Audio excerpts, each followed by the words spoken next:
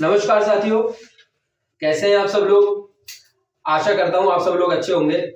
और आज हम लोग बिल्कुल देसी और इलाहाबादी स्टाइल में आज इंटरव्यू करने वाले हैं। हमारे साथ में दो साथी हैं हमारे 2021 बैच के सहायक समीक्षा अधिकारी। ये हैं हमारे राम जन्म जी जो कि आजमगढ़ जिले से हैं, और इधर है हमारे संतोष जी जो कि मऊ जिले से हैं। एक बात मैं पहले राम जन्म जी के बारे में बताना चाहूंगा कि ये इनका पहला अटेम्प्ट था समीक्षा अधिकारी के लिए, और पहली ही बार में इनका सिलेक्शन हुआ है। ना तो इन्होंने कोई कोचिंग ज्वाइन की है, ना ही किसी तरह की ऑनलाइन ऑफलाइन कोई भी कोचिंग इन्होंने ज्वाइन नहीं की है। दूसरी चीज, ये तैयारी करने के लिए घर से बाहर भी नहीं गए थे। सारी चीजें इन्होंने घर पर रहकर ही तैयारी की है। बहुत ही कम सोर्स इन्होंने पढ़े हैं और जिसके द्वारा इनका सिलेक्शन हुआ है। और यही बात जो है संतोष जी पे भी लागू होती है। संतोष जी ने भी खुद सेल्फ स्टडी की है, सेल्फ स्टडी के द्वारा ही संतोष जी का सिलेक्शन हुआ है। तो ये दोनों जो साथी हैं हमारे, आपको बहुत सारी ऐसी चीजें बताएंगे जो शायद और बहुत से ऐसे लोग ना बता पाए जो कई सालों से तैयारी करते चले आ रहे हैं। इन लोगों की बहुत सी ऐसी चीजें उन लोगों के लिए बहुत ज्यादा लाभदायक होंगी जो पहली बार एग्जाम दे रहे हैं, जो कंफ्यूज हैं कि इतने कम समय में आखिर क्या पढ़ें। तो ठीक है, आइए हम शुरुआत करते हैं। सबसे पहले राम जन्म जी से स्वागत है आपका।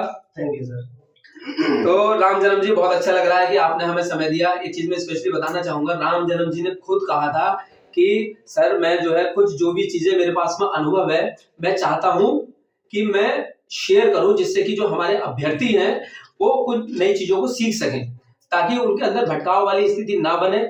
जिस तरह से बहुत सारे लोग ऐसे होते हैं, कई सालों तक तैयारी करते रहते हैं, सिलेक्शन नहीं हो पाता है। वो लोग हो सकता है हमारी किसी एक बात को सुन के वो लोग कुछ सीख सकें और जल्दी उन लोगों का सिलेक्शन हो।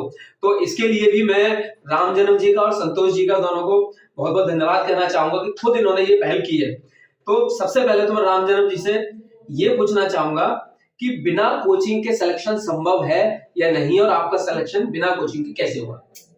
जी सर, आप आए यहाँ पे, हमको अच्छा लगा। कम से कम आपने एक मंच दिया जिससे हम अपनी बात को और अपने अनुभव को सभी साथियों को शेयर कर सकें। और शेयर करने का मतलब ये था कि बहुत लोग हैं थोड़ा भटकते रहते हैं, और जो गांव परिदृश्य से होते हैं या जिनकी आर्थिक स्थिति ठीक नहीं होती है, बिल्कुल हमको लगता है कि वो लोग ज्यादा कंफ्यूज होते हैं या निराश हो चुके होते हैं कि शायद हमारे लिए ये वैकेंसी ना हो। जब ये आरओ या पीसीएस या इस टाइप की वैकेंसी आती है, तो जो सुविधा संपन्न लोग हैं वो तो मान लीजिए कर लेते हैं। उनको लगता है कि चलो कोचिंग कर लेंगे या दिल्ली चले जाएंगे, इलाहाबाद चले जाएंगे, कानपुर चले जाएंगे। बिल्कुल बिल्कुल। तो उनके लिए तो ज्यादा नहीं है, क्योंकि उनको मार्गदर्शन मिल जाता है और घर का सपोर्ट मिल जाता है, तो थोड़ा अच्छा लगता है। लेकिन जो कुछ लोग ऐसे भी होते हैं कि जब उनको, या साथी होते हैं उनके, कि जब वो जाते हैं तो वो लोग निराश होते हैं कि यार ये तो जा रहे हैं, ये बड़ी नौकरी पाएंगे, हम लोग नहीं जा पा हम हैं तो हम जा नहीं पा रहे हैं, और हमारे लिए वो नौकरी है भी नहीं। बिल्कुल आप बिल्कुल ये बात सही कह रहे हैं, क्योंकि हमारे साथ बहुत से ऐसे लोग जुड़े हुए हैं तो कमेंट करते रहते हैं कि सर मैं घर पे रह रहा हूँ, घर पे रह के मेरे साथ में तैयारी नहीं हो पा रही है। उनके पास में बहुत सारे ऐसे अवरोध होते हैं जिसकी वजह से डिस्टर्बेंस होता है पढ़ाई में। तो आपने वो सारी चीजें कैसे मैनेज की, वो सब बताइए। जी जी बिल्कुल, हम इस चीज को समझ रहे हैं और अच्छे से समझ रहे हैं कि ऐसा होता है।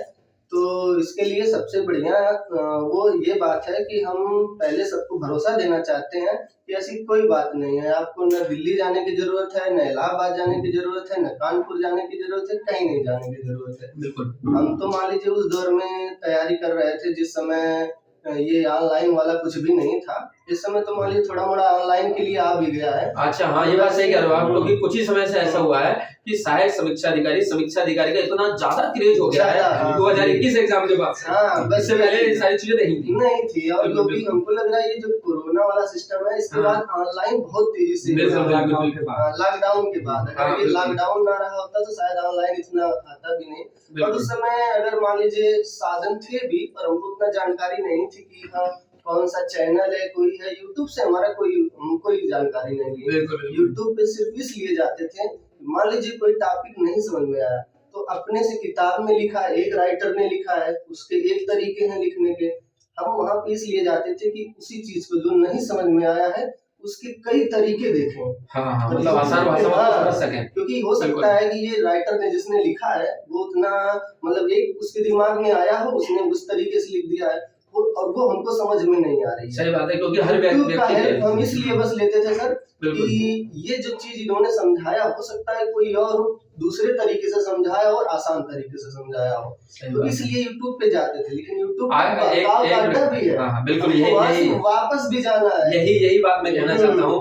अभी कुछ टाइम पहले बहुत सारे लोग कमेंट कर रहे थे कि सर मैं रील्स देखने लग जाता हूँ और बहुत समय मेरा रील्स में चला जाता है, या जो और दूसरी वीडियो जो उनमें समय चला जाता है। अभी राम जन्म जी ने बहुत अच्छी बात बताई कि जब ये किसी भी बुक से कोई चीज पढ़ते हैं और कोई भी टॉपिक उनको समझ में नहीं आया तो वो उसी पर्टिकुलर टॉपिक को यूट्यूब पर समझ रहे हैं, क्योंकि बुक में जिस राइटर ने लिखा है उसने अपने पॉइंट ऑफ व्यू से लिखा है।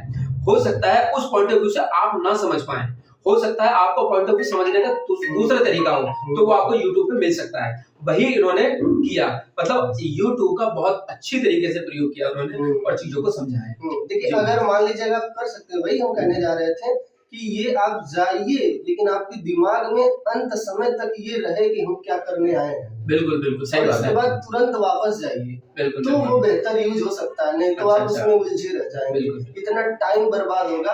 और बहुत 10 लोगों की देखने की जरूरत नहीं, मैक्सिमम 2 लोगों का देखिए। बिल्कुल। एक आपका किताब ही है, किताब वाले ने बताया ही, मैक्सिमम एक पेज से भी काम चल सकता है। लेकिन अगर आप ज्यादा करना चाहते हैं तो सिर्फ 2 लोगों का वीडियो देखिए और जो समझा है अगर आप समझे तुरंत वापस आ जाए, वरना ज्यादा भटकाव की स्थिति ज्यादा हो जाती है। राम जन्म जी ने बहुत अच्छी बात कही है।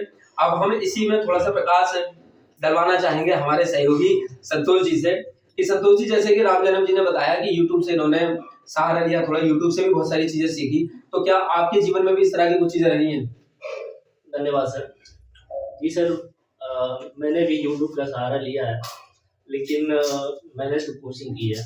अच्छा जी अच्छा। कोचिंग की है और मैं इलाहाबाद रहता था। अच्छा। और जो है कि सेल्फ स्टडी भी किया है, जिसे जैसे मैंने जियोग्राफी का और पॉलिटी, यही 2 सब्जेक्ट मैंने कोचिंग किया है। अच्छा, बाकी आपने सेल्फ स्टडी किया पढ़ा है। अच्छा। और ठीक रहा, मतलब चलिए सेल्फ स्टडी से ही।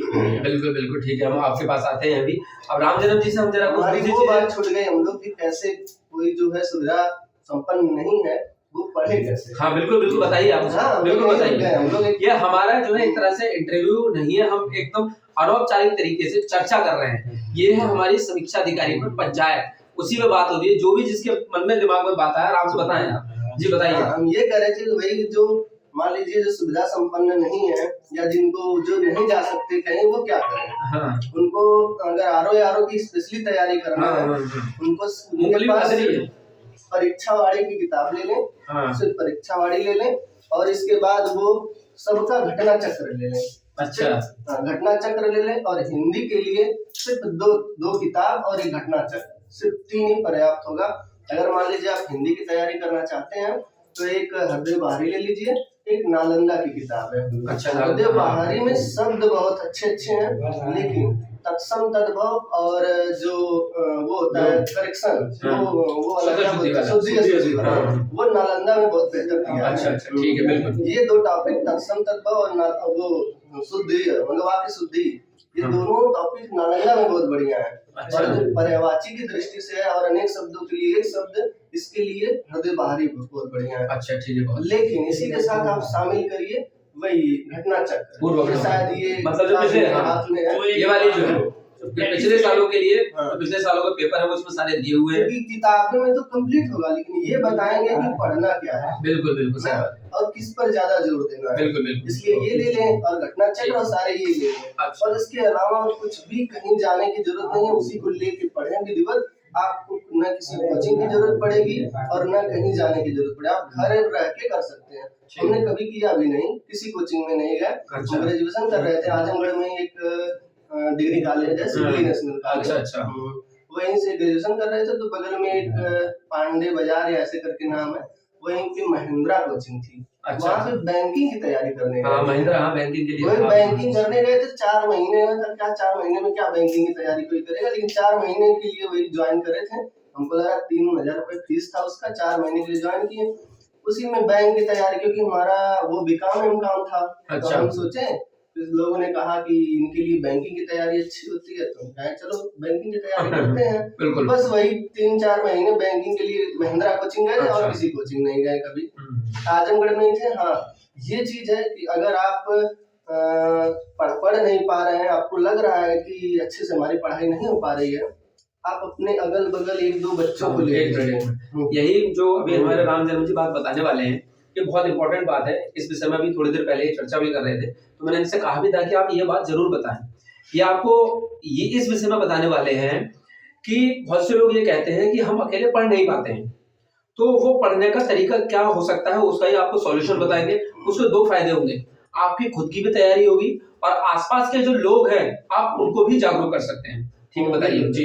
हाँ, तो जैसे कि हमने क्या किया, जब हम ग्रेजुएशन कर रहे थे तो उसी दौरान हम थे और एक हमारे मित्र थे, वो मैथ के बहुत अच्छा नॉलेज है उनको। अच्छा। कमलेश नाम था उनका कई जगह सिलेक्शन भी हुआ।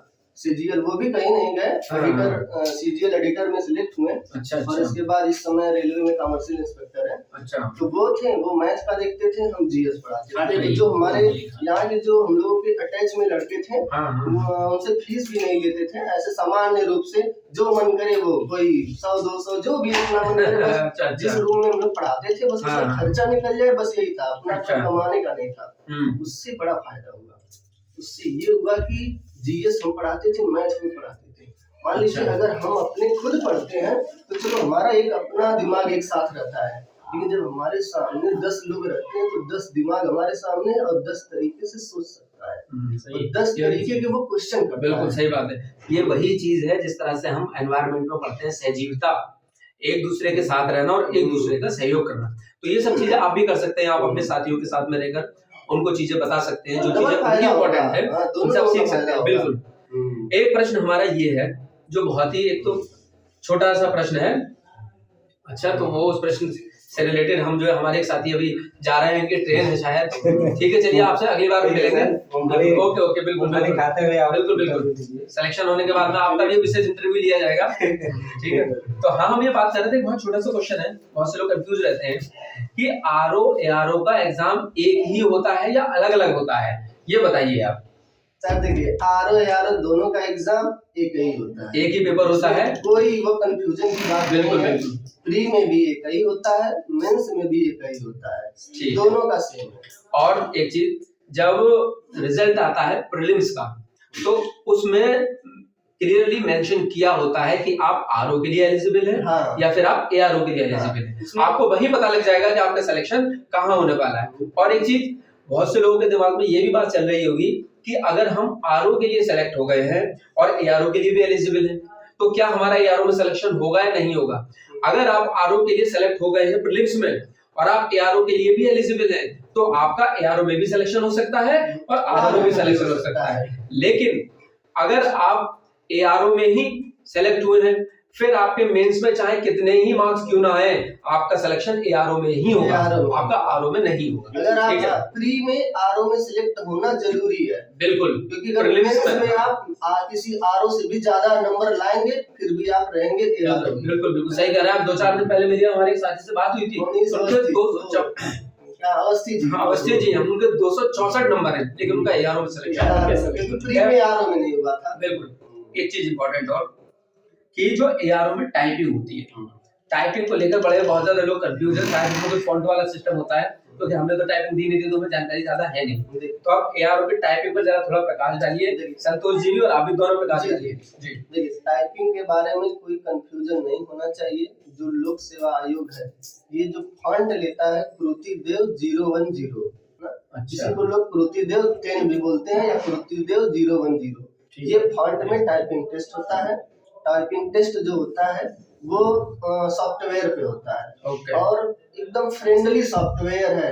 अगर आपको टाइपिंग आ रही है तो आप एकदम आराम से कर सकते हैं, कोई समस्या नहीं है। एक वो आता है जेआर टाइपिंग जैसा वो वहाँ सेंटर पे होता है वैसा, हाँ, बिल्कुल सेम होता है, मतलब रियल एग्जाम से पहले हम प्रैक्टिस कर सकते हैं। अच्छा, जिस तरह से हम लोगों के मेंस के जो एग्जाम है या प्रीलिम्स के एग्जाम है, अलग अलग जिलों में होते हैं, तो क्या टाइपिंग भी किसी अलग जिले में होती है, किसी एक विशेष जगह? नहीं सर, टाइपिंग देखिए वही एक जगह निर्धारित है उसकी। वही है, इलाहाबाद में है वो कौन, शंभुनाथ डिग्री कॉलेज है, इंजीनियरिंग कॉलेज है, उसी में होता है। ठीक है, तो ये तो रही कुछ सामान्य सी बात है। अब थोड़ा विषय संबंधित बातें कर लेते हैं कि हिंदी आखिर कैसे पढ़ी जाए। हिंदी को लेकर बहुत ज्यादा कंफ्यूजन है। हमारे साथी दोनों बैठे हुए हैं, बहुत कम समय में इन्होंने हिंदी तैयार की है। ये आपको एग्जाम्पल के साथ में कुछ चीजें बताएंगे कि हिंदी को कैसे पढ़े और कहाँ से पढ़े। तो जी रामचरण जी बताइए आप। जी सर, पहले बात स्रोत की बात करें तो स्रोत हम दोनों बता दिए हैं। हाँ। मान लीजिए वही किताब है जो नालंदा है, बिल्कुल, बस, इससे ज्यादा भटकने की जरूरत नहीं। हाँ बिल्कुल। लोग कहते हैं आदित्य पब्लिकेशन, तो आदित्य पब्लिकेशन को इसलिए हम प्रेफर नहीं करते हैं क्योंकि उसमें गलतियां बहुत गलतियां रहती हैं। और जिन गलतियों के बारे में आप जानते हैं वो तो चलो पकड़ लेंगे, जिनको नहीं जानते हैं ये बहुत घातक, आत्मघाती होगा। क्योंकि अगर एक नंबर से भी सिलेक्शन रह जाता है ना, तब हमें वो गलतियां पता चलती है। 2017 में मेरा फाइनल सिलेक्शन केवल एक नंबर से रुका था, तो मैं वो सारी चीजें महसूस करता हूँ, समझ सकता हूँ मैं। बिल्कुल सही कह रहे हैं। गड़बड़ होता है, इसलिए घटना चक्र है वो बढ़िया है, ऑथेंटिक है, और उसमें भी मिल जाएगा जो आप लेना चाहते हैं आदित्य से, वो घटना पूर्वावलोकन इसमें है, घटना चक्र में हो जाएगा। अच्छा ठीक है। क्योंकि आप आदित्य में यही देखना चाहते हैं ना कि पीछे के एग्जामों में क्या क्या किया है। बिल्कुल, वो खुद ये पर्याप्त है, इसमें से आप पढ़िए। दूसरी चीज है कि इनके अलावा और न भटकिए, न कहीं ऑनलाइन जाइए न कहीं जाइए। हाँ, ये लोग बार बार कहते हैं कि हिंदी के शब्द याद नहीं होते। बिल्कुल, याद कैसे हो? तो देखिए आपको बता दें, हिंदी के जो शब्द हैं उनको वो जो याद होते हैं, पहला काम आपको करना पड़ेगा, उसमें इंटरेस्ट लाना पड़ेगा। अगर आपको इंटरेस्ट नहीं है किसी चीज में तो वो याद नहीं होगा। बिल्कुल, आप इंटरेस्ट लाइए। जैसे आप समझिए कि हाँ हमको ये सीखना है, अरे कोई नया शब्द जाने तो आप ये जानने को उत्सुक रखिए। बिल्कुल सही, बिल्कुल उत्सुकता होनी चाहिए। इसके माने ये होता है, अरे वाह, और उसको जोड़ के देखिए ना, जोड़ के देखिए। अगर आप जैसे हिंदी में पर्यायवाची पढ़ रहे हैं तो पर्यायवाची को आप पार्ट वाइज करके पढ़िए, 10 पढ़िए, लेकिन डेली पढ़िए। अच्छा, ऐसा होता है कि आपका भूलेगा नहीं, लेकिन चलता रहेगा। लेकिन अगर वही पर्यायवाची को आप रटने का प्रयास करेंगे तो नहीं हो पाएगा। सही कह रहे हैं आप। हमने सर सबसे बढ़िया किया, हमारा प्री में भी हमने विधानसभा विधान परिषद के आरो विधि है, हमने कभी भी 60 से कम किया है नहीं। 60 में 60 सही पूरे 60 में 60 देखिए, 60 में 60 हमेशा सही होते हैं। एक क्वेश्चन कभी इधर उधर वो भी इस 2021 के एग्जाम में उसने इंद्रजीत वाला या इंद्रियजीत ये वाला ऑप्शन आयोग ने गलत किया था, हम उसमें ऑप्शन उन्होंने गलत किया था, इसी की वजह से बस एक गलत हुआ था, क्योंकि वो दोनों ऑप्शन ही गलत थे। अच्छा, बस इसकी वजह से 59 सही था, नहीं तो कभी भी 60 से कम सही नहीं हुआ, हमेशा हिंदी में सही होता था। देखिए, मतलब हिंदी को समझने के लिए आपको उत्सुकता बनाए रखनी पड़ेगी। आपको जो है कोई शब्द ऐसा है जिसका मतलब आपको नहीं पता है, गूगल पे चेक करिए, गूगल से आपको मिलेगा। कल शाम के टाइम किसी मेरे मित्र से बात हो रही थी, तो उन्होंने कहा कि औद्योगिकरण ठीक होता है या उद्योगीकरण ठीक होता है। ठीक है, मैंने नोट्स भी लिखे हुए, मैंने नोट्स में उसमें क्लियर मेंशन किया है, तो उनकी किसी से बहस हुई होगी, तो मैंने उनको बताया कि उद्योगीकरण ही ठीक होता है, औद्योगिकरण गलत होता है। लेकिन मेरे दिमाग में इस बात को लेकर उत्सुकता जागी, मैंने गूगल पे चेक किया, तब मुझे एक नई चीज पता लगी, औद्योगिकरण तो गलत होता है, लेकिन औद्योगिकीकरण ये शब्द ठीक होता है। तो उद्योगीकरण और औद्योगिकीकरण दोनों शब्द ठीक है, लेकिन औद्योगिकरण गलत है। सारा सब कुछ नोट्स में दिया हुआ है। क्रैक एग्जाम विद अभिकांत के नाम से टेलीग्राम चैनल है, वहां पे सब पढ़ा है। करेंगे तभी आएगा। बाबा रामदेव ने कहा है करने से होता है, करेंगे तभी होगा। ठीक है, तो आप जो है कुछ विशेष बात बता रहे थे, जैसे विलोम कैसे पढ़े, पर्यायवाची कैसे पढ़े, उसके बारे में थोड़ा बताइए जरा।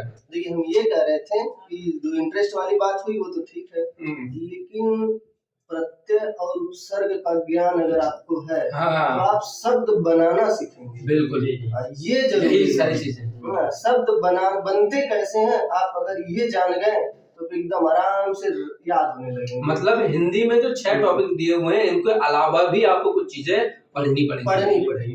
आप अगर उपसर्ग और प्रत्यय ये दोनों भले से ये हमारे टॉपिक के हिस्से नहीं है, नहीं आते हैं, उपसर्ग और प्रत्यय से भी समास आपकी भी तैयार होता है, समास भी बनेंगे, संधि भी आपकी सही होगी। बिल्कुल। हाँ, तो ये चीजें जो सारी चीजें एक दूसरे से अंतर संबंधित है। ठीक है, भले अनेक शब्दों के लिए एक शब्द पढ़ते हैं ना, और हमारे शब्द जो शब्द शुद्धि वाली बात की है, वर्तनी, वर्तनी के लिए आपको संधि पढ़ना ही पड़ेगा। अगर आप संधि नहीं, कोई अगर संयुक्त शब्द है और आप संधि नहीं जानते हैं तो इसका मतलब आप गड़बड़ कर देंगे, तोड़ नहीं पाएगा, तोड़ना जानिए। भले से आपको 6 टॉपिक है लेकिन आप उसमें प्रत्यय, उपसर्ग और संधि को समाहित करिए। इसका नॉलेज अगर आपके पास है तो आप बेहतरीन शब्दकोश आपके अंदर आएगा और शब्द कम रहेगा। कम शब्द पढ़ेंगे लेकिन अब ज्यादा उससे कर देंगे, जो नहीं पढ़े उसको भी कर देंगे। ये चीज का होता है। जैसे मान लीजिए करी माने क्या होता है, हम लोग सोचते हैं करी माने क्या होता है, तो करी अब किसका पर्यायवाची है, याद करने की जरूरत नहीं है। कर माने क्या होता है, हाथ होता है। कर माने सूंड भी होता है। कर माने जो टेक्स होता है वो भी होता है। तो आप करी क्यों कहते हैं, ये हाथी का पर्यायवाची है। क्यों कहते हैं, क्योंकि कर माने सूंड होता है और करी माने सूंड से युक्त। जिसके पास सूंड है वो हो गया हाथी। देखिए हाथी को कुंभी भी कहते हैं। क्यों, क्योंकि कुंभ माने घड़ा होता है ना। कुंभ माने सामान्य सी बात है, घड़ा। अब देखिए उसका जो सूंड है वो पतला सा उसका कुंभ का है और नीचे पेट जो है फैला हुआ है, बिल्कुल उसको कहते हैं कुंभी। अगर आप ऐसे पढ़ लेंगे आपको कभी याद नहीं करना पड़ेगा, बिल्कुल, और आपको मजा भी आएगा, इंटरेस्ट आएगा। हाँ देखिए, तभी मैं एक चीज बात कहता हूँ, जो लोग सेलेक्ट होते हैं ना, चाहे वो पहली बार में सेलेक्ट हुए हो या दूसरी तीसरी बार में सेलेक्ट हुए हो, तो जो लोग सेलेक्ट नहीं हुए हैं और जो लोग सेलेक्ट हुए हैं उन्होंने कुछ ना कुछ विशेष जरूर किया होता है। चाहे उन्हें खुद भी ना पता हो, चाहे उन्होंने शब्दों को गूगल पर सर्च करके अलग से मेहनत की हो, लिख लिख के चीजें मेहनत की हो, या फिर 6 टॉपिक के अलावा कुछ चीजें की हो, उन्होंने कुछ ना कुछ विशेष जरूर किया होता है। तो ये सारी चीजें आपको विशेष करनी पड़ेगी। विशेष आप कहें सर तो हम क्या किए जी, हमारा क्यों 60 में 60 सही हुआ, हम कभी शब्द को पढ़ते याद नहीं करते थे। हम अगर कोई शब्द देखते थे तो पहले हमारे दिमाग में आता था कि ये बना कैसे। अच्छा, इसके खंड क्या है, क्या ये संयुक्त है, अगर संयुक्त है तो इनके दोनों खंडों के अंतर क्या होंगे। हमने ऐसे पढ़ा है ना, रूबरू। रूबरू जानते हैं, सब लोग बोलते हैं रूबरू होना। ये रूबरू क्या चीज है, रू बनाम रू। रू माने चेहरा, बनाम चेहरा, आमना सामना। देखिए रूबरू का मतलब क्या होता है, हम तो पढ़ लेते हैं ना रूबरू, लेकिन आमना सामना। रू माने चेहरा होता है, चेहरा बनाम चेहरा, यानी कि दोनों आमना सामना। ये चीज होता है ना ऐसे, तो ये चीज हम पढ़ते थे ना, तो इस टाइप का चीज था। तो अगर आप ऐसे पढ़ेंगे तो बढ़िया रहेगा। आप देखिए धरती को मेदिनी कहते हैं ना, मेदिनी कहते हैं। क्यों कहते हैं ये देखिए, और एक बात है, अगर किसी का कोई नाम पड़ा, ये भी आपके दिमाग में रख लीजिए, अगर किसी का कोई नाम पड़ा है, कोई न कोई कारण हमारे नाम भले बिना कारण के पड़े हैं, हमारा नाम कुछ और कोई रख दिया।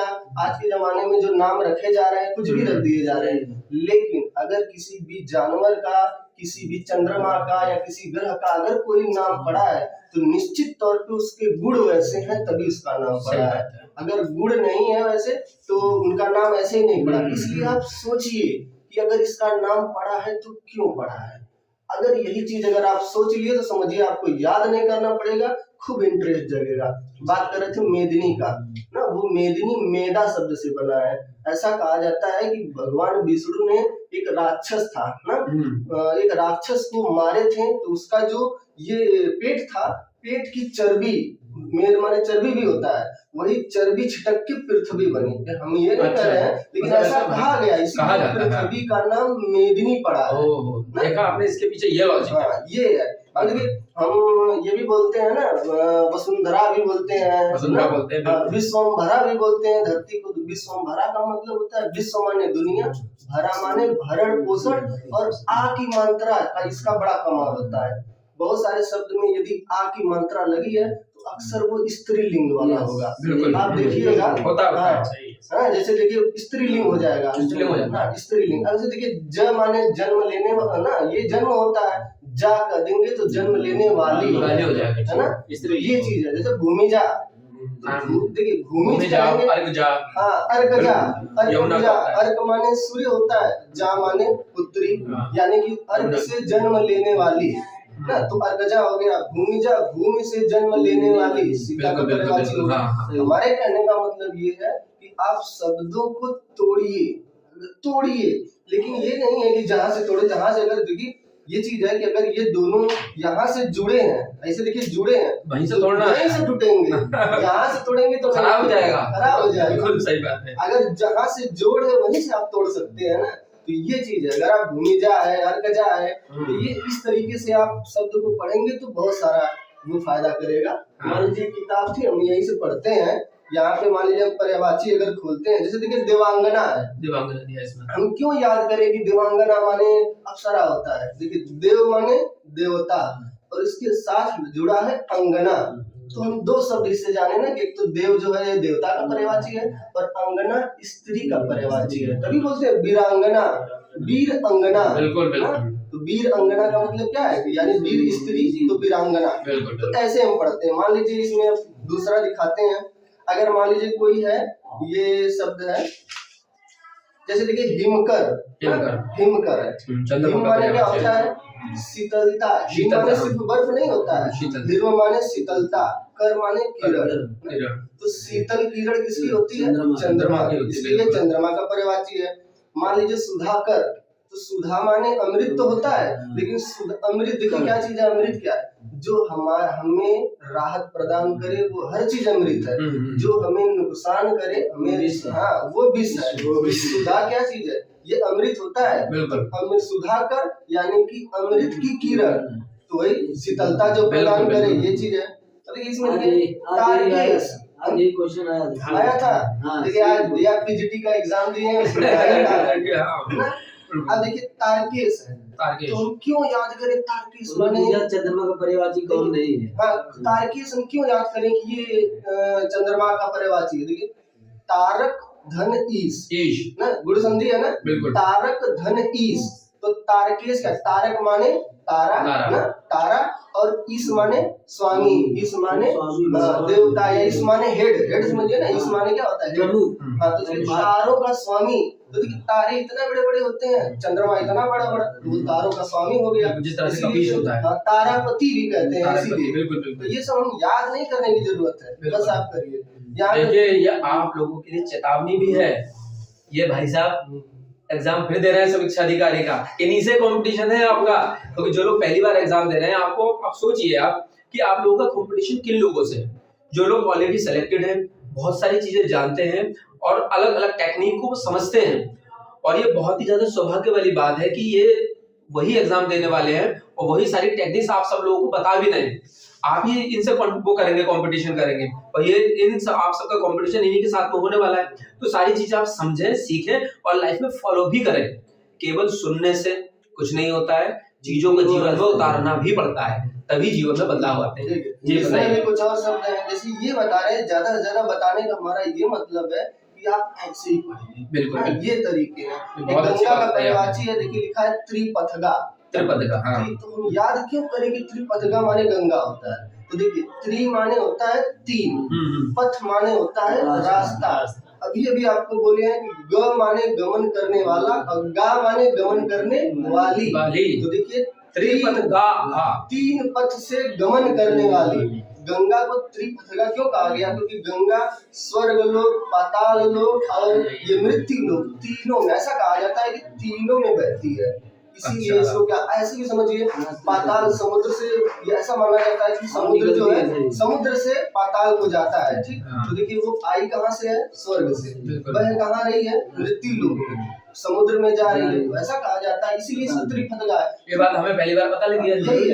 अब देखिए जानवी, तो जानवी हम क्यों याद करें कि जानवी माने गंगा होता है।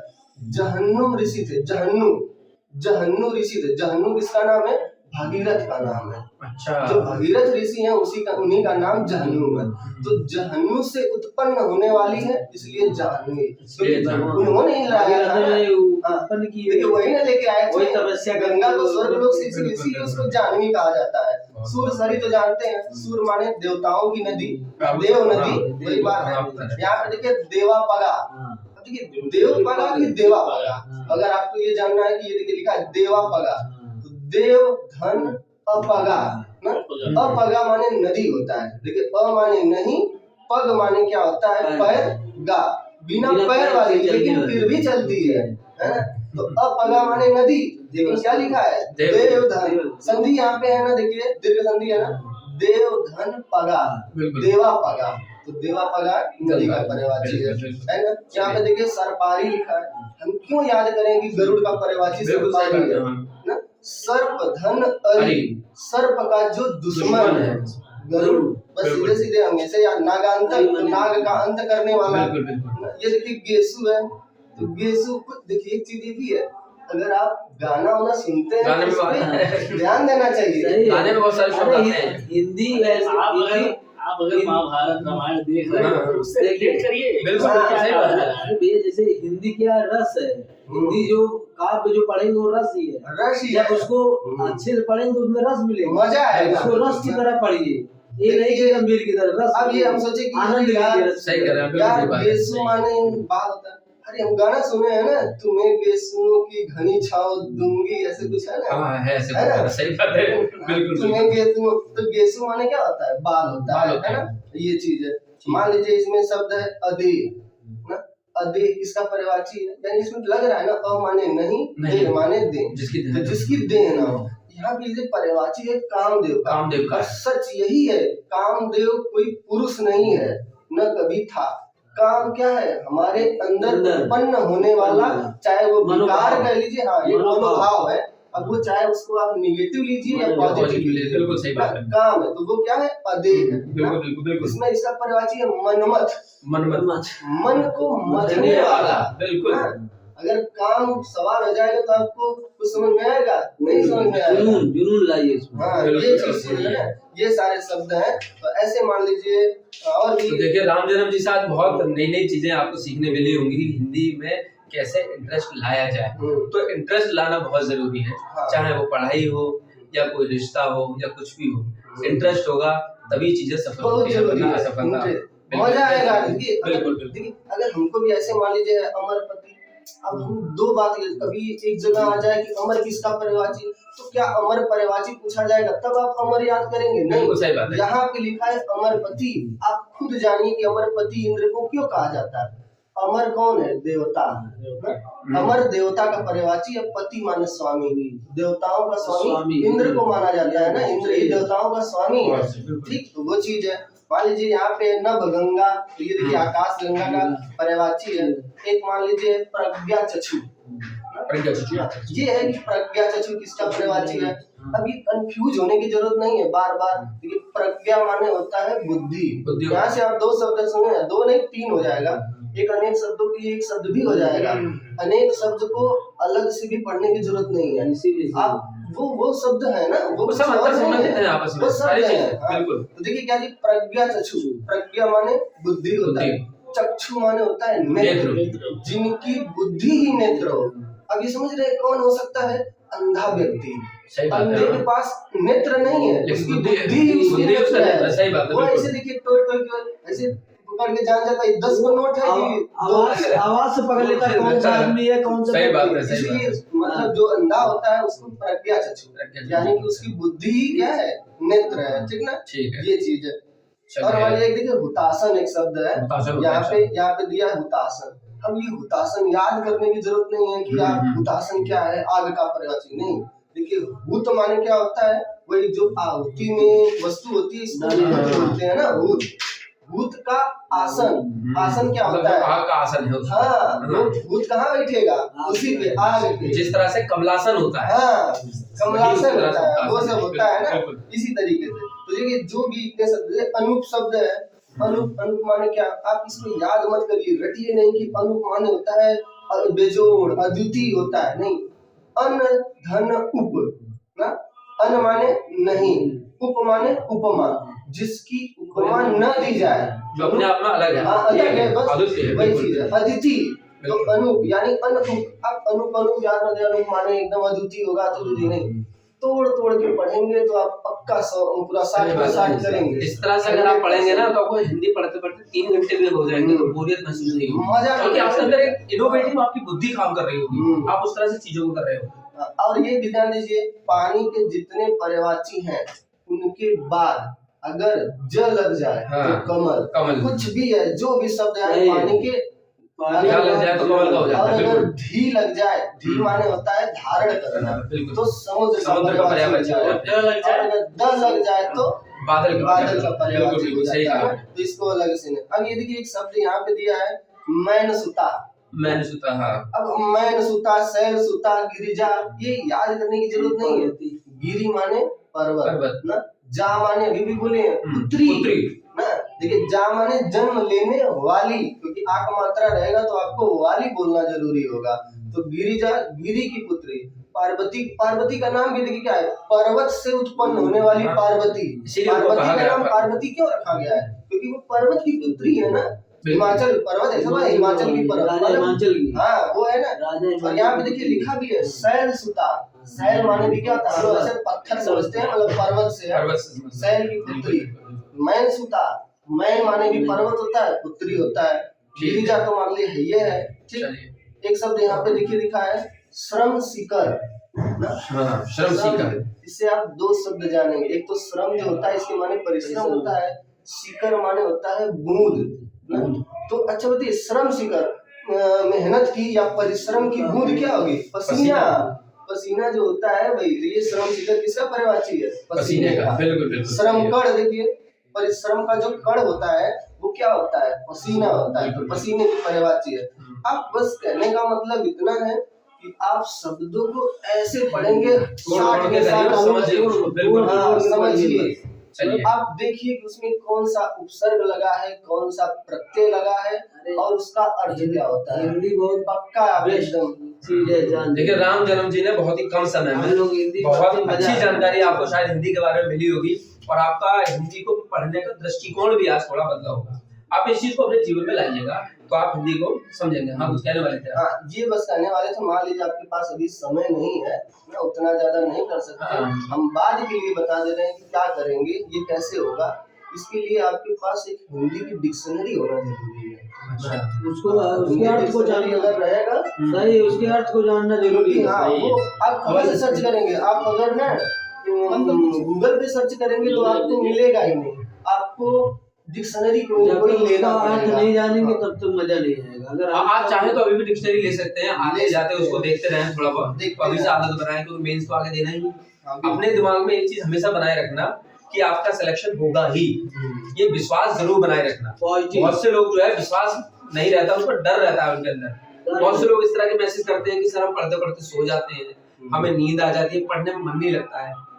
अगर आप अपने सिलेक्शन के लिए सीरियस हैं तो आपको नींद आ ही नहीं सकती। नींद आ कैसे जाती है हमें तो ये समझ में नहीं आता है। आपको नींद नहीं आ सकती, थकान महसूस नहीं होगी, आपको हर वक्त वही दिखाई देगा कि मुझे कैसे करके कैसे भी सिलेक्शन लेना है।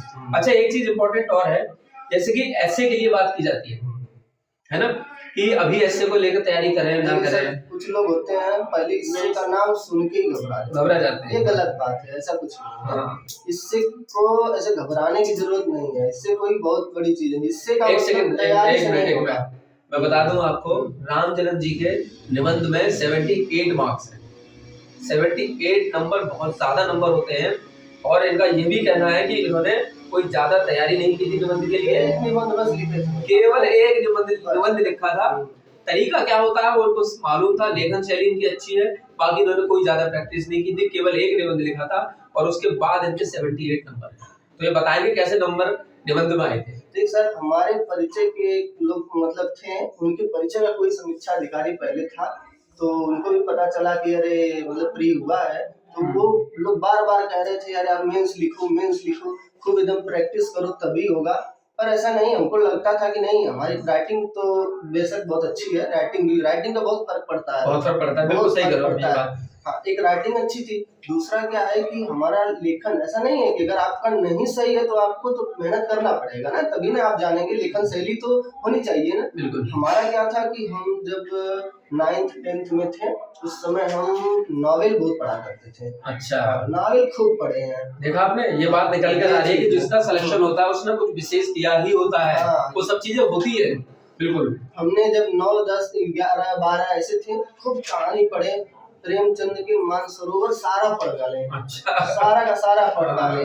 और उनके जो शंकर प्रसाद की जितनी रचनाएं थी, एक अलमारी पूरा थी वहाँ पे district library, Azamgarh district library, वहाँ पे नॉवेल की जितनी पूरी किताबें थी सारी किताबें पढ़ डाले। अच्छा। क्योंकि उस समय हमारे दिमाग में ये नहीं था ना कि कंपटीशन भी है, हाँ। हमको बस लगता था मजा आता था ना, मजा आ रहा था, पढ़ रहे थे उसमें, हाँ, सही ये बात करते है। थे, मजा आता था, पढ़ते थे तो वो पढ़ लेते थे। तो हमको लग रहा है कि वहाँ से पढ़ने से शब्द शक्ति बढ़ बढ़ी गई, है, बिल्कुल, ये यानी हुआ। वर्ड पावर जो है बढ़ता बिल्कुल, है। बिल्कुल। जब आप पढ़ेंगे तो बढ़ता है ना हमेशा इंटरेस्ट, लेकिन वो चीज नहीं है, अब समय कहाँ है। तो आप सीधे सीधे ऐसी किताब लीजिए। हाँ, मेंस की बात बता रहे थे, तो मेंस में घबराने की जरूरत नहीं है। बिल्कुल। आप 2 4 5 ऐसे लिख लीजिए पैटर्न। देखिए, आपने तैयारी करके निबंध नहीं कर सकते। निबंध क्या है, आज तक आपने क्या पढ़ा है ना?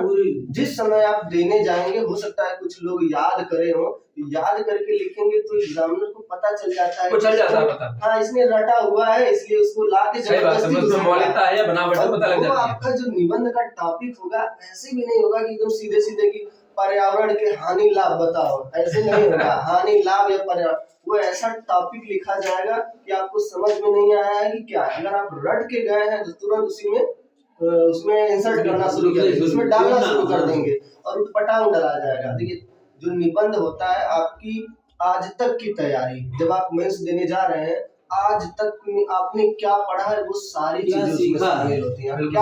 क्या सीखा है वो रट के नहीं हो सकता है, वो याद करके नहीं हो सकता है। आप जाइए एकदम मन चीजें जो याद करके भी डाला जाए, जब कुछ अपने से उसमें डालिए जो देखिए अलग से वो टॉपिक, हाँ, वो टॉपिक से संबंधित जो सर वो करंट से संबंधित बात करते हैं वो चीज आप करिए, करंट वाली चीज। लेकिन अनावश्यक नहीं कि पूछा कुछ और है डालिए कुछ और। सही बात है, सटीक टू द पॉइंट होना चाहिए, वो चीज डालिए। और दूसरा, राइटिंग बढ़िया करिए। आप जाइए एग्जाम में एकदम फ्री माइंड होके बैठिए और देखिए, पहले भले से अपना ढांचा बनाइए, पहले से लिखना नहीं शुरू करिए। आप अपने निबंध में दिमाग में ही ढांचा बनाइए या एक रफ शीट पे ढांचा बना लीजिए कि क्या क्या टॉपिक लिखेंगे, ग्राफिंग कर लीजिए, ग्राफिंग कर लीजिए। और उसके बाद एकदम शुद्ध मन से, एकदम स्थिर मन से आराम से करिए और अच्छे से ये होता है ना सर की कोई जरूरी नहीं है ज्यादा लिखने ग्राफिंग करने से आप भटकेंगे नहीं। बिल्कुल बिल्कुल, हाँ, जैसे आप लिखते जा रहे हैं, जहाँ से स्टार्ट किया है वहीं जाकर समाप्त हो। बिल्कुल सही बात है, उसका प्रारूप हाँ पहले से बना लेना चाहिए। वो सर ना हम बार-बार कहा करते थे अरे करिए, हमको भरोसा था कि हम लिख लेंगे, क्योंकि हम जैसे ग्रेजुएशन में लिखते थे ना, तो भी ऐसा नहीं है, क्योंकि हमारे यहाँ मार्केटिंग वो था ना, अंतर्राष्ट्रीय विपणन या अंतर्राष्ट्रीय मार्केट, इंटरनेशनल मार्केटिंग, ऐसे पेपर हुआ करते थे जिसमें लिखने का काम होता था। तो उसको पूरा व्यवस्थित ढंग से लिखते थे हम। ऐसे नहीं काफी भरने के लिए नहीं लिखते थे, हम कहते थे कि हो सकता है आगे चल के लिखना उठना पड़े, तो उसको बढ़िया से पूरा लिखते थे, सोच समझ के लिखते थे। तो हमको लगा जैसे अगर हम वो लिखते हैं, वो भी तो हम 500-600 शब्द में लिखते हैं, ऐसे ये लिखेंगे, बस इसमें जो थोड़ा सा टॉपिक है वो चीज लिख दिया करेंगे अच्छे से, वैसे लिखें। और बढ़िया था, 78 नंबर आया, बहुत अच्छा अच्छे लगा। नंबर होते हैं, 78 नंबर होते हैं। तो बहुत अच्छा लगा, रामजन्म जी ने अपने अनुभव के बारे में बताया, हिंदी कैसे पढ़े उसके बारे में बताया, और भी बहुत सारी चर्चा रहेंगी, हम समय समय पर रामजन्म जी से करते रहेंगे। तो टाइपिंग वाला हाँ, टाइपिंग, हाँ, एआरओ के लिए टाइपिंग के बारे में बहुत सारे लोग पूछ रहे थे, तो आप टाइपिंग के लिए थोड़ा बता दीजिए कैसा होता है। पहले संतोष जी कुछ बताना चाह रहे हैं, जी बताइए। टाइपिंग के लिए सर जो है जेआर जो आता है ना, सॉफ्टवेयर है सर, जेआर सॉफ्टवेयर, उस पे सर ये जैसे जेआर होता है वैसे जो है संपूर्णार्थ में जाएंगे वैसे ही आपका मिलेगा। अच्छा, उसमें दिक्कत नहीं होगी। टाइपिंग के लिए किसी इंस्टीट्यूट में भी जाने की जरूरत नहीं है। आप घर बैठिए, एक कीबोर्ड लीजिए, और अगर मान लीजिए जिनके पास लैपटॉप है तो बहुत अच्छी बात है, कोई पीसी उसी नहीं है तो आपकी मोबाइल है, मोबाइल से जाइए यूटीजी, ओटीजी लेके आप इंडिया टाइपिंग पे जाइए, थोड़ा छोटा दिखेगा ये होगा, आप कर सकते हैं। और उसके लिए देखिए, हमने जो टाइपिंग, हमारा टाइपिंग 3-3 दिन में हम फॉन्ट बदल देते थे। अच्छा, 3 दिन में कृतिदत्त, 3 दिन में मंगल, सिर्फ 3 दिन। अरे भाई ये दोनों करते हैं। हाँ, और लेकिन होगा क्या ना, बहुत एक्सपर्ट है टाइपिंग के भी सर। वो उसमें था एएसआई में मंगल मांगा था, तो हमारा 14 तारीख को एएसआई की टाइपिंग थी और 19 तारीख को इसकी टाइपिंग थी कृति देव में। तो नहीं, 14 तारीख को ये थी इसकी वाली एआरओ की, तो इसकी टाइपिंग कृति देव में कर ली है। 19 तारीख को हमारा एएसआई की टाइपिंग मंगल था। हमें समझ में नहीं आ रहा था कैसे करें, और इसके बाद कुछ नहीं किए, एकदम कीबोर्ड लिए और सीधे हम माने कि 1 लाख शब्द हम टाइप करेंगे, टारगेट फिक्स कर लिए कि 1 लाख शब्द। टाइपिंग का जिसे होता है सर कि आप घबराइए ना, आराम से। अगर आप यहाँ मान लीजिए 30-35 करके जा रहे हैं, वहाँ घबराइए ना, उतना ही स्पीड आएगी। घबराएंगे नहीं, घबरा जाते हैं। 40 भी यहाँ कर रहे हैं ना, तो वहाँ घबरा जाएंगे। आत्मविश्वास बनाना बहुत अब वो सॉफ्टवेयर बहुत बेहतरीन होता है, कोई घबराए पहले जो 2 मिनट मिलता है ना, लोग उसमें स्पीड चेक करने लगते हैं। नहीं, आप सॉफ्टवेयर समझना है कि वो सॉफ्टवेयर कैसा है, उसको पहले कुछ सही टाइप करिए, फिर गलत भी टाइप करिए, बैक करके देखिए कि बैक हो रहा है कि बैक नहीं। होता है, जिसलिए होता है ना कि चीजें। आप ज्यादा बैक करने का प्रयास न पड़िए, आराम से करिए, हो जाएगा। नहीं, ठीक है, वो अगर चीज जैसे मान लीजिए आप सॉफ्टवेयर चेक करिए, अगर बीच में कोई शब्द गलत हो जाता है तो बहुत लोग उसी में उलझे रह जाते हैं, जैसे अगर इससे गड़बड़ होता है। जो होता है क्या बोलते हैं उसको, कोडिंग होता है। अगर कोडिंग आप भूल जा रहे हैं तो इंटर मार के आगे बढ़ जाइए। बैक के चक्कर में अगर पड़ेंगे तो 1-2 अच्छा आता है, बहुत ज्यादा भी नहीं आता है। वो लोग आपकी सामान्य टाइपिंग, ऐसा नहीं आपको एकदम टाइप वो चीज नहीं है, कठिन नहीं देते, आसान टाइपिंग एकदम आसान टाइपिंग। आज तक मैं बहुत सारा टाइपिंग किया, लेकिन हर जगह एकदम आसान टाइपिंग होता है, कहीं भी एकदम क्लिष्ट शब्द नहीं आते हैं, बहुत कठिन कठिन शब्द नहीं आते हैं, आसान आसान शब्द ही आते हैं, उसमें घबराने की जरूरत नहीं। चलिए, बहुत बहुत धन्यवाद आप लोगों का। हम इनसे विशेष वार्ता प्रीलिम्स के बाद भी करेंगे, मेंस के लिए स्पेशली, कि हिंदी को और कैसे पढ़ा जाए, और टाइपिंग के बारे में भी हम दोनों से बात करेंगे। और आज का हम सेशन यहीं पे समाप्त करते हैं। आप सब लोगों के साथ साथ आप दोनों को भी शुभकामनाएं देते हैं कि आप सहायक समीक्षा अधिकारी से समीक्षा अधिकारी बने, और आप सब लोग भी समीक्षा अधिकारी बनकर आए। तो सर हिंदी में तो डाउट नहीं, पर थोड़ा जीएस में समय नहीं मिल रहा। सबसे बड़ी चीज है आप लोगों का आत्मविश्वास। अगर आपका आत्मविश्वास मजबूत हो तो सारी चीजें हो जाएंगी। अगर आप समीक्षा अधिकारी बनना चाहते हैं, सबसे मेन चीज है हिंदी। बिल्कुल सही बात है। अगर आपका हिंदी 55 से ऊपर है, 55 प्लस है, यानी 50 प्लस है, उधर जीएस कर दीजिए, ठीक ठाक हो जाएगा। अरे वो नुकसान जो होगा जीएस का, वो हिंदी ही पूरा करेंगे। हिंदी पूरी सही बात है, हिंदी कर दीजिए। तो लास्ट में देखिए हम यही बात करेंगे कि आप प्रीलिम्स में जरूर आरओ में ही क्वालिफाई हो, तभी आप फाइनली आरओ में सेलेक्ट होंगे। अगर आप प्रीलिम्स में एआरओ में क्वालिफाई हुए हैं तो आप फाइनली भी एआरओ में ही सेलेक्ट होंगे, चाहे कितने ही मार्क्स लेकर आए। तो ठीक है, आज का हम सेशन यहीं तक रखते हैं। इतना सब देखने के लिए धन्यवाद। All the best. जय हिंद।